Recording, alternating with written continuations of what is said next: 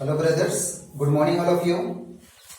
तो पिछले क्लास में हमने देखा इंट्रोगेटिव सेंटेंस पढ़ रहे हैं अभी नरेशन में कि इंट्रोगेटिव सेंटेंस को नरेशन में किस तरह से चेंज करते हैं। ठीक है, तो इंट्रोगेटिव में रूल फर्स्ट में बताया गया कि सेज और सेड ये सब को हम आस्क में बदलते हैं। ठीक है, रूल सेकंड में बताया गया है कि इन्वर्टेड कॉमा की जगह पे इफ या वेदर लगाया जाता है, लेकिन रूल थर्ड में इसी बात को बताया गया है कि अगर रिपोर्टेड स्पीच की शुरुआत कोई क्वेश्चन वर्ड से होता है तो इन्वर्टेड कॉमा की जगह पे उसी क्वेश्चन वर्ड को छोड़ देते हैं।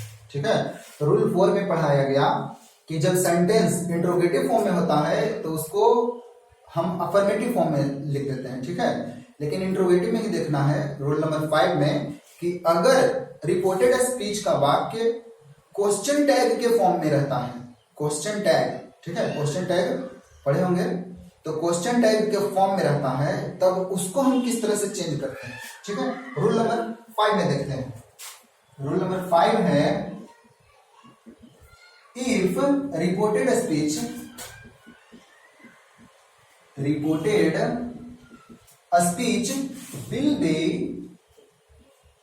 will be in question tag form, question tag form, इसको सिंगल इन्वर्टेड कॉमा में रखिए। ठीक है, क्वेश्चन टैग के फॉर्म में रहता है, question tag form, then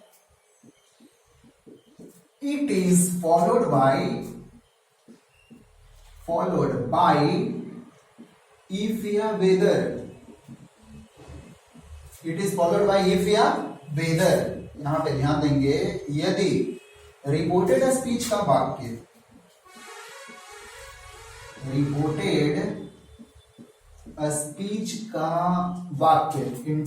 question tag में हो,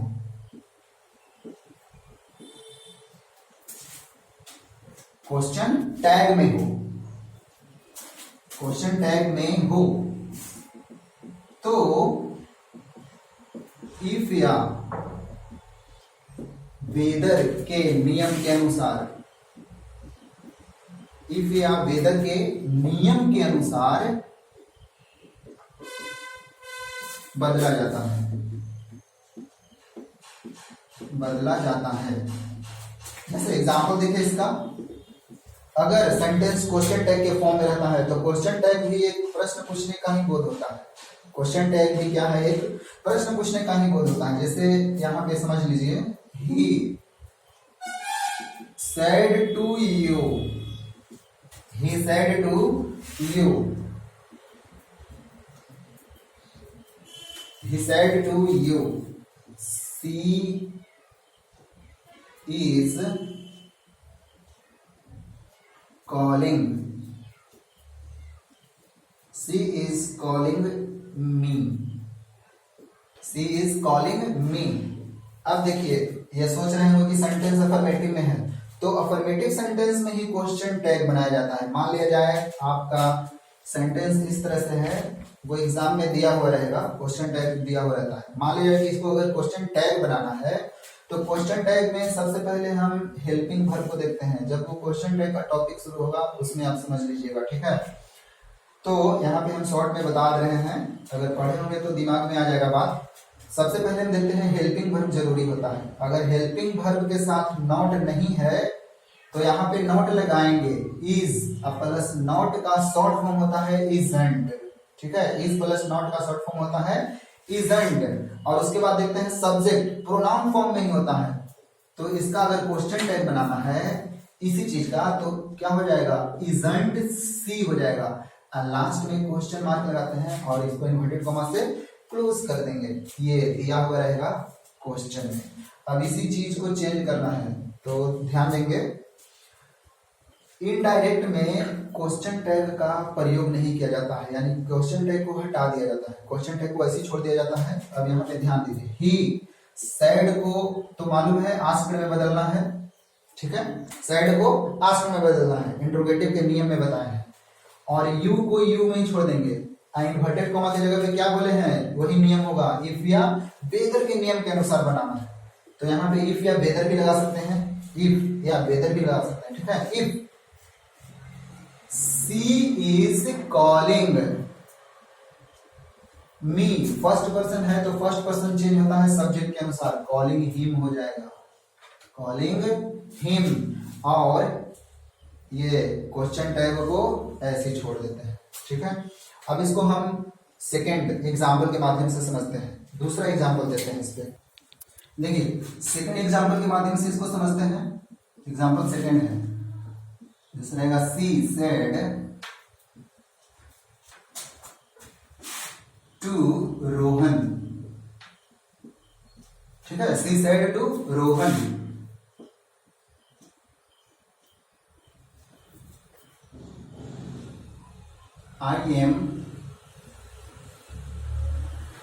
I am not reading, I am not reading। अब इसी को क्वेश्चन टैग बनाना है। ठीक है, क्वेश्चन टैग कॉमा देंगे और एम है ना, तो एम का आरएंट ही होता है, लेकिन किसी किसी बुक में देखिएगा कि एम का एमेंट लिखा गया है। ठीक है, जैसे ब्रिटिश इंग्लिश ग्रामर है, इस तरह से बुक जो है तो आरएंट और इसका आई हो जाता है। आर के साथ नॉट है तो सिर्फ आर लगाएंगे, एम के साथ नॉट दिया गया है तो यहाँ आंसर में बनाते समय नॉट नहीं लगाएंगे, यानी आर आई हो जाएगा, लास्ट में क्वेश्चन मार्क, इसको सिंगल डबल इन्वर्टेड कॉमा से क्लोज करेंगे। अब इसी चीज को चेंज करते हैं, सी सैड को बदल देंगे आस्क्ड में, रोहन इन्वर्टेड कॉमा के जगह पे इफ या वेदर लगाने के लिए बोले हैं, चलो वेदर लगाते हैं। वेदर सेंटेंस देखिए अफर्मेटिव में आई है तो आई फर्स्ट पर्सन है, फर्स्ट पर्सन चेंज होता है सब्जेक्ट के अनुसार, यानी सी हो जाएगा। सी के साथ हम क्या लगाएंगे, इज एम आर लगाते हैं, लेकिन इसको चेंज करना है क्या चीज में, बाज वेयर में, तो सी बाज में हो जाएगा, सी बाज रीडिंग। इसका प्रयोग नहीं किया जाता है, यानी नोट में एक चीज को ध्यान देंगे, question tag is not used in indirect.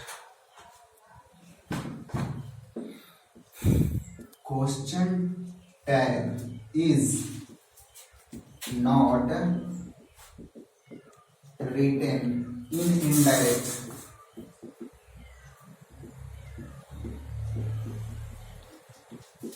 यानी कि क्वेश्चन टैग को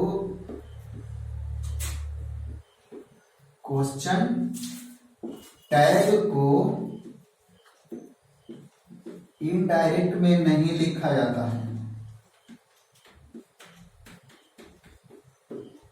जब इनडायरेक्ट में बदलते हैं ना तो क्वेश्चन टैग को हटा देते हैं। देखिए इनडायरेक्ट में बदल रहे हैं तो क्वेश्चन टैग को हटा दे रहे हैं। एक और एग्जांपल यहाँ पे देख लीजिए, समझ लीजिए, जैसे रहेगा ही says to me,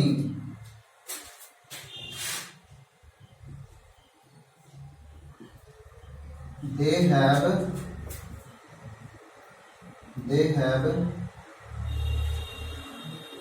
gone to Agra.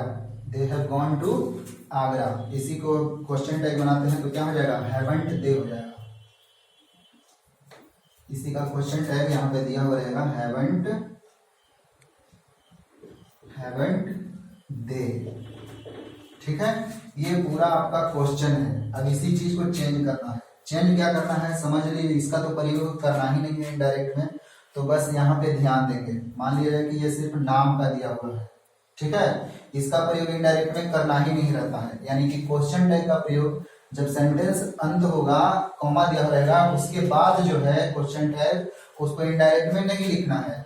अब इसको हम चेंज करेंगे, ही सेज को आस्क्स में बदल देते हैं। ठीक है, ही आस्क्स मी, इन्वर्टेड कॉमा के जगह पे इन्वर्टेड कॉमा के जगह पे इफ या वेदर लगाना है, इफ या वेदर। ठीक है, क्योंकि सेंटेंस क्या है, क्वेश्चन टैग में है, तो क्वेश्चन टैग की वजह से ही हम इफ या वेदर लगा रहे हैं।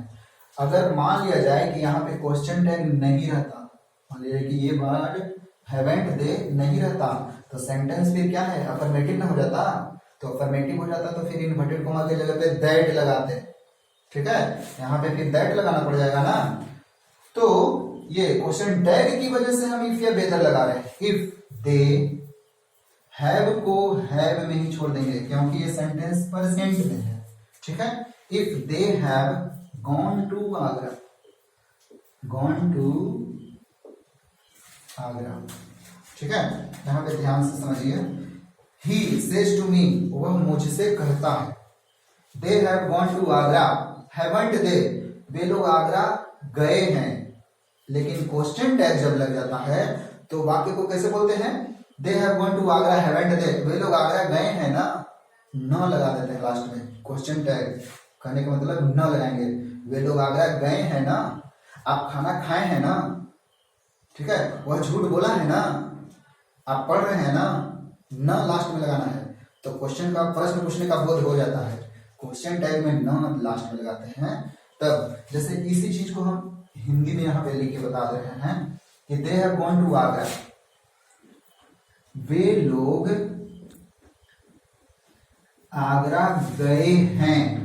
ये तो क्वेश्चन टैग, ये तो सिर्फ सेंटेंस हो गया ना, वे लोग आगरा गए हैं इसका, ठीक। लेकिन अब क्वेश्चन टैग लग गया, तब देखिए न और लास्ट में क्वेश्चन वर्ड लगा देंगे।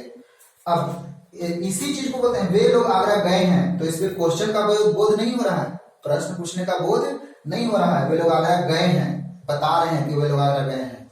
लेकिन अगर इसी चीज को बोलेंगे कि वे लोग आगरा गए हैं ना, यानी पूछ रहे हैं क्वेश्चन, आप समझ में आ गया, क्वेश्चन पूछा जा रहा है, क्वेश्चन टैग यानी टैग लग गया प्रश्न का, ठीक है।